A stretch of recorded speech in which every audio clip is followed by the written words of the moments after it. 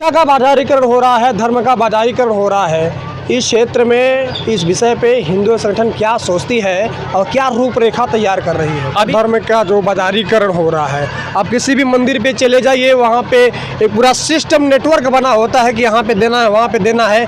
लोग मंदिरों से जाने से कतराते हैं। इस पे आपकी संगठन क्या कुछ कर रही है? अगर कुछ लोग उन तमाम जो सरकारी अस्पताल है, सामुदायिक स्वास्थ्य केंद्र है, उन पर थोड़ा सा विचार करें तो कहीं ना कहीं एक बड़ा जो इन्वेस्टमेंट सरकार कर रही है गाँव में, क्षेत्रों में, तो एक बहुत बड़ा बदलाव हो सकता है और सभी लोगों को एक समान रूप से दवाइयाँ मिल सकती हैं। संगठन के लोग और संगठन इस विषय पे क्या सोचती है और क्या गौशालों का निरीक्षण होता रहेगा? वहाँ पे बराबर जब आप लोग जाते रहेंगे तो कहीं ना कहीं जो उसके कर्मचारी हैं वो भी खौफ में रहेंगे और गौ माता का सेवा होता रहेगा। आज की डेट में देखा जाए तो धर्मांतरण तेजी से हो रहा है। हमारे हिंदू धर्म के लोग आज तेजी से दूसरे धर्म में जा रहे हैं। आप लोग क्या जमीनी स्तर पे क्या कुछ कर रहे हैं? दोस्तों, आज 9 अप्रैल है और आज भदोही की कहें तो जो सामाजिक और धार्मिक संगठन है हिंदू युवा संगठन, उसका आज स्थापना दिवस था। और भदोही जनपद के माधो सिंह मार्केट में एक प्राचीन शिव मंदिर है, वहाँ पे एक पूजा पाठ का अनुष्ठान रखा गया था, धार्मिक अनुष्ठान, और काफ़ी लोग यहाँ पे भीड़ एकत्रित थी, काफ़ी लोग यहाँ पे थे। कहा जाता है कि हिंदू संगठन काफ़ी सालों से काम कर रही है समाज में, धार्मिक और सामाजिक संगठन है, जैसा मैंने आपको पहले ही बताया। देखने को मिलता है कि धर्म के कार्य में बढ़ चढ़ के आगे होता है। सामाजिक कार्यों में चाहे किसी को वस्त्र देना हो, मेडिसिन कैंप लगाना हो, कुछ भी करना हो भदोही में, तो हिंदू संगठन सबसे आगे पहले पंक्ति कतार में खड़ी हो जाती है। दोस्तों, ये है नीतीश चौबे, हिंदू संगठन के संस्थापक हैं, अध्यक्ष हैं। द रियल हिंदुस्तान पे आपका बहुत बहुत स्वागत है। बहुत बहुत धन्यवाद विपिन जी। क्या कुछ कार्यक्रम रखे थे आज के दिन आप लोग? आज के दिन जो कार्यक्रम था, सर्वप्रथम तो नवरात्रि का पर्व था, जो अष्टमी का दिन था, और 7 सालों में ये पहला अवसर आया कि 9 अप्रैल तो काफ़ी 7 सालों से मनाया जा रहा है, लेकिन ये सनातन धर्म के अनुसार ये जो नवरात्रि का पावन पर्व आया है, पहली बार आया। तो इस दिन अष्टमी का दिन पड़ा और हमारी पुरोहित जी से बातें हुई और हमने कार्यक्रम को उनको बताया, तो उन्होंने कहा बहुत ही उत्तम कार्य है, क्योंकि ऐसे कार्यक्रमों से, क्योंकि संस्कृति जो अपनी है, जो अपनी सभ्यता है, जब उसका विकास होगा तभी जाके भारत का विकास होगा। क्योंकि अगर विकास नहीं होगा, क्योंकि हमारी संस्कृति से ही हमारा परिचय है, अगर उसको हम विहीन हो जाएंगे तो कहीं ना कहीं हम अपने समाज को खो देंगे। तो इसलिए हिंदू युवा संगठन के द्वारा नवचंडी महायज्ञ का आयोजन माधो सिंह के प्राचीन शिव मंदिर पर कराया, जहाँ पे 21 कुंडी हवन के साथ 84 लोग तो एक साथ किया। उसके बाद कई लोगों ने उठते गए, बैठते गए, कई लोगों ने हवन पूजन किया।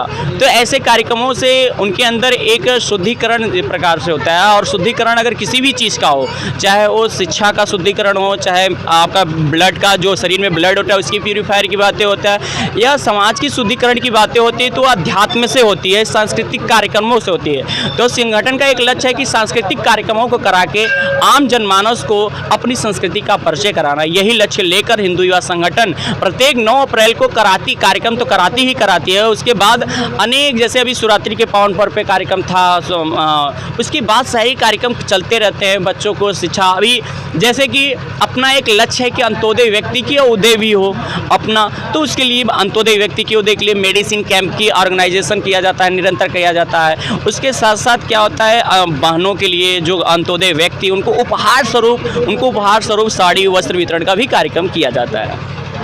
वस्त्र वितरण मैंने आपको पहले ही बताया, मेडिसिन का मैंने आपको पहले ही बताया, सब काम भदोही में आप लोग कर रहे हैं। भदोही के अलावा और भी कहीं भी ऐसी योजना आप लोग चालू कर रहे हैं या फिर यहीं इसी जनपद में काम हो रहा है? देखिए, भदोही जिले के बाहर भी अपनी योजनाएं संगठन देखिए चल रही है, लेकिन संगठन का स्पेशली नाम से वो चीज़ें नहीं चल रही है, क्योंकि संगठन कभी भी यह नहीं कहती कि आप हिंदू युवा संगठन से जुड़ो। संगठन कहती है, या मैं स्वयं कहता हूं कि संगठन के विचारों से जुड़िए, क्योंकि आप संगठन के जब विचारों से जुड़ेंगे तो हमारे संगठन से रहें या न रहें, उस प्रकार से आप काम करना सदैव प्रारंभ करते रहेंगे। तो इसलिए मैं कहता हूं, उस विचारों से जुड़कर लाखों करोड़ लोग काम कर रहे हैं, लेकिन हम सभी लोग भदोही में एक काम कर रहे हैं, क्योंकि हम जहां के निवासी हैं, अगर वो बेस मजबूत है तो हम ऊपर नींव खड़ी कर सकते हैं। इसलिए हमारा प्रथम प्राथमिकता अपना पूरा भदोही क्षेत्र है। भदोही क्षेत्र के बाद ही हम कहीं भी और भी हाथ लगाएंगे। इसलिए सर्वप्रथम हमारा भदोही ही लक्ष्य है। हम अपने नींव को मजबूत करेंगे, अपने घर को मजबूत करेंगे, अपने कस्बे को मजबूत करेंगे, अपने नगर को मजबूत करेंगे, अपने पंचायत को मजबूत करेंगे,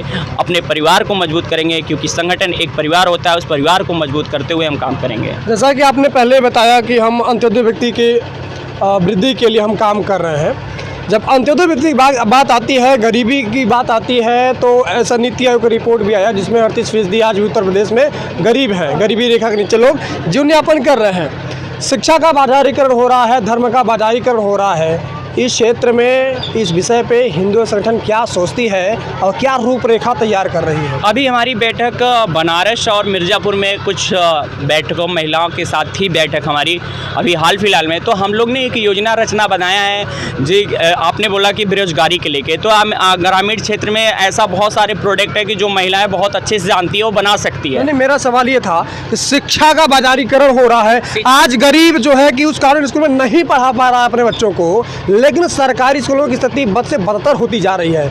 आप लोग जागरूकता के विषय में क्या कुछ कर रहे हैं? आपका संगठन इस विषय पे क्या कुछ कर रहा है, ये बताइए। शिक्षा के क्षेत्र में संगठन छोटे छोटे ग्रामों में, आप माधो सिंह जी प्रांगण को आप देख रहे हैं, यहाँ 3 से 5 विद्यालय चलता है कोचिंग सेंटर के माध्यम से।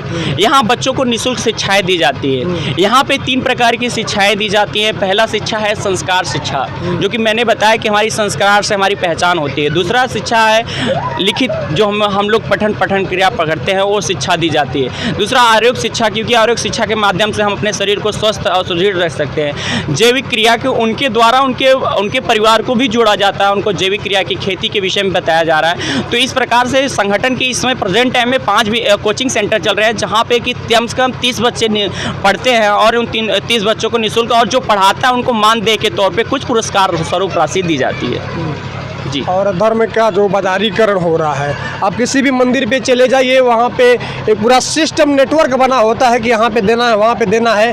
लोग मंदिरों से जाने से कतराते हैं। इस पे आपकी संगठन क्या कुछ कर रही है? क्योंकि जब से धर्म और शिक्षा सुदृढ़ नहीं होगा, फ्री नहीं होगा, तब से समाज विकास नहीं कर पाएगा, और ना तो धर्म बचेगा, ना तो शिक्षा बचेगी, ना तो संस्कार बचेंगे, ना तो संस्कृति बचेगी।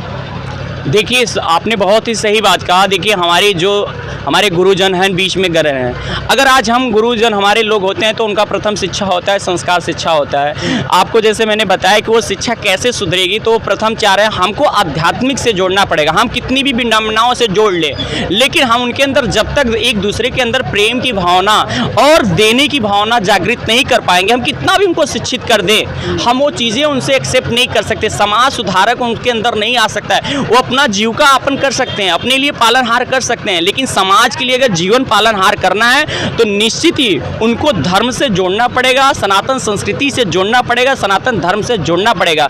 और जब इससे जुड़ेंगे तो निश्चित ही मेरा भारत देश परम वैभव की ओर जाएगा। भारत माता एक दिन जरूर हिंदू राष्ट्र घोषित होगा। एक अंतिम सवाल आपसे ही है, मेडिसिन कैंप की आपने बात करी, आप मेडिसिन कैंप लगवा रहे हैं, लेकिन तमाम ऐसे सरकारी अस्पताल आज की जो कि अधोगति की ओर जा रहे हैं, उन पर कोई देखरेख नहीं कर रहा है। चाहे सरकारें हैं, चाहे संगठन है, चाहे कोई भी फाउंडेशन आ जाए, उस पर कोई विचार नहीं कर रहा है। अपना खुद का एक अलग जो है कि अलग अलग कैंप लगा करके लोगों को दवाई वितरित कर रहा है। अगर कुछ लोग उन तमाम जो सरकारी अस्पताल हैं, सामुदायिक स्वास्थ्य केंद्र हैं, उन पर थोड़ा सा विचार करें तो कहीं ना कहीं एक बड़ा जो इन्वेस्टमेंट सरकार कर रही है गाँव में, क्षेत्रों में, तो एक बहुत बड़ा बदलाव हो सकता है और सभी लोगों को एक समान रूप से दवाइयाँ मिल सकती हैं। आपने बहुत ही सही कहा, क्योंकि हर एक गांव में ये व्यवस्थाएं गवर्नमेंट की तरफ से प्रोवाइड है, चाहे वो कोई भी ग्राम सभा हो। निश्चित ही आपने यह हमें सुझाव दिया है, अगर इसके बाद आपसे हमारी मुलाकात होती है तो निश्चित ही हम इस पर अमल करेंगे और सोशल नेटवर्किंग माध्यम से आपको इसको पता भी चलेगा कि हमने इस पर वर्क किया। और निश्चित ही हम सभी अपने संगठन के पदाधिकारी और कार्यकर्ताओं से भी निवेदन करेंगे इस पर ज़रूर काम हो। आज का जो कार्यक्रम सफल भी हुआ, हमारे संगठन के सभी पदाधिकारी कार्यकर्ताओं के सहारे हुए हैं, उनका मैं तहे दिल से आपकी मीडिया के सामने मैं तहे दिल से धन्यवाद करना चाहता हूं, क्योंकि मैं अकेला कुछ नहीं कर सकता था और इन सारों ने अपना तन मन धन समर्पित करके मेरे साथ कंधों से कंधा मिलाकर काम किया।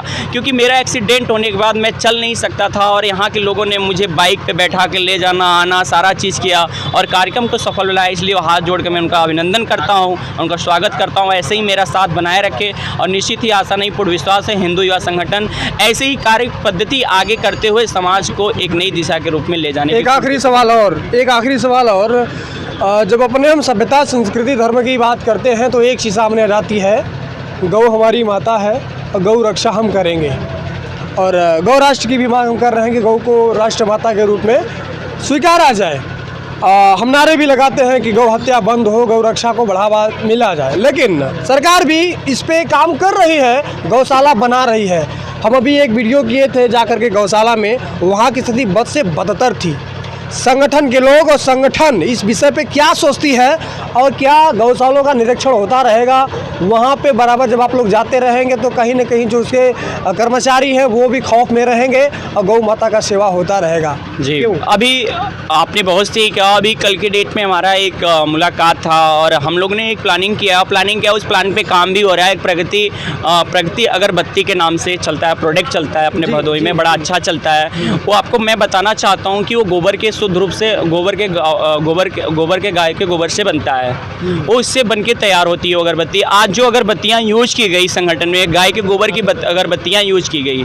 उसके साथ साथ गौ हमारी माता है, क्योंकि हमारे सनातन धर्म में उनका महत्व परम वैभव बहुत ज़्यादा है, क्योंकि उनके महत्व जिस प्रकार से माता इसीलिए कहा जाता है, जिस प्रकार से अपने बच्चे अपने माँ अपने बच्चे को पालती है, उसी प्रकार से गौ माता हमको भोजन बनाने के लिए उपलियाँ उपलब्ध कराती हैं, दूध देती हैं और दूध पीने के बाद कई प्रकार की बीमारियाँ से भी हम सभी को दूर रखती हैं। इसलिए गौ का हमारे जीवन में बहुत महत्व है और निश्चित ही हमने रजनीकांत जी के साथ उस पर काम भी किया है और मैं निरंतर चला भी रहा हूँ। और निश्चित ही कुछ भी होता है, लेकिन हम पूर्ण रूप से हमारे आप लोग ऐसे ही विषय से अवगत कराते रहे, जिससे कि अगर हम भटक भी रहे हैं तो आप जैसे पत्रकार बंधु ऐसे हैं और एक वकील बंधु ऐसे होते हैं कि दोनों ऐसे बेपाक तरीके से होते हैं, और ये लोग ही ऐसे होते हैं कि वो बताते हैं कि क्या गलतियां हो रही है, क्योंकि आज भी विपक्ष भी ऐसे कुछ जगहों पे हैं कि अपने फ़ायदे के अनुसार वो विषय नहीं रख पाते हैं। तो आप लोग को बहुत बहुत धन्यवाद है जो आप सारे विषयों को अवगत कराते हैं, ऐसे ही अवगत कराते रहे और जो भी विषय रहेगा हम सभी उस पर निरंतर कार्य करेंगे।